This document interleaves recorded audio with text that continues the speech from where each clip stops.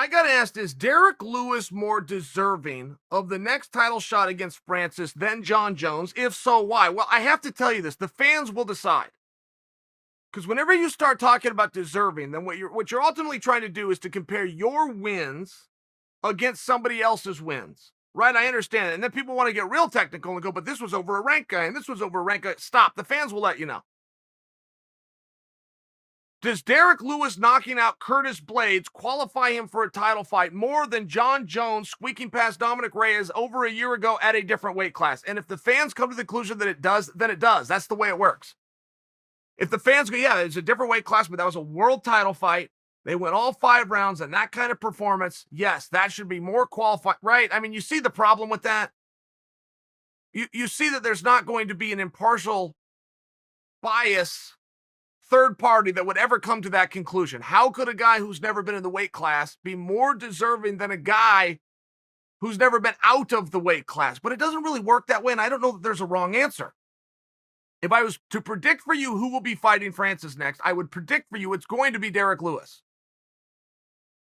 There's a lot of people that would want to see John Jones fight Ngannou, but John doesn't have a lot of people that love him. I mean, he's not going to have, this fan base. I don't mean that. He doesn't have a fan base that's behind him. Derrick Lewis does. Derrick Lewis can send out one message on social media. John would have to send 5 out for it to get retweeted, shared, and spread as virally as Derrick. Derrick has a base. John doesn't have a base. John has a lot of people that follow him and want to see him get beat. And they're pretty sure Francis, the guy, can do it. So they want to see him, but it's totally different when Derrick Lewis has people that are behind him, know his story, know how tough it was, know how much he overcame, seen the successes that he's had, not to mention looking like an everyman, and people get behind Lewis. If I was to predict for you what's going to happen, I think those are very great options. Great options. I would count down the days for those. But the way this works is it gets turned over to the public, and then there's also a private negotiation. John has publicly stated he's going to be a pain in the ass for the private negotiation. Derrick Lewis is saying, I already got a contract. I don't need to talk about anything. You tell me what the date is, and off we go. And that's going to get looked at in some regard, particularly when the fans weigh in. And I'm predicting for you, the fans are going to blow in the direction of Derrick Lewis, who beat Ngannou most recently. Most recent guy to beat Ngannou is Derrick. A lot of people remember that wrong. It seems as though it was Stipe. It wasn't. Stipe beat him. Ooh, drew right in. It was a weird match. I was there live. It was a very weird and strange match, but I'm sharing with you there is something very compelling about that style.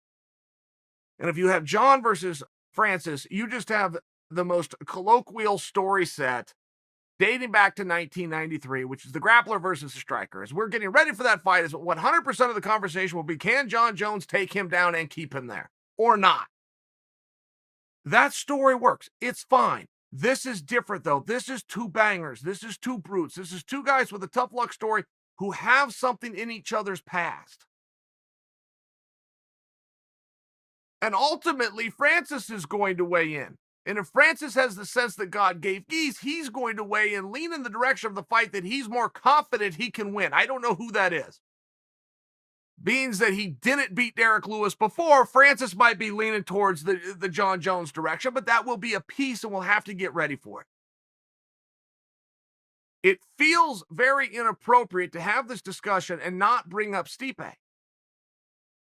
It feels very weird, particularly if you guys will just look back to 2 weeks ago when Adesanya took on Blachowicz, and the entire narrative going into that fight and on the backside of that fight was the size.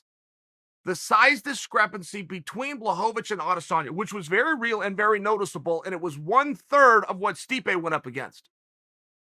It was 1/3 of the size deficit Stipe faced, but nobody talks about that. I understand why. Because that's the division. That's the heavyweight division. And he did it all while giving up 30+ pounds of absolute muscle. That would be referred to and talked about in any other fight. That is a story coming in to Jones, pops out of a bottle, that old scenario, and he tells you, I'll make a deal with you right now. Make your son Stipe Miocic. You take that. Oh, you'd be so proud. You'd be so proud. But for some reason, we don't look at what he just did with the huge size discrepancy.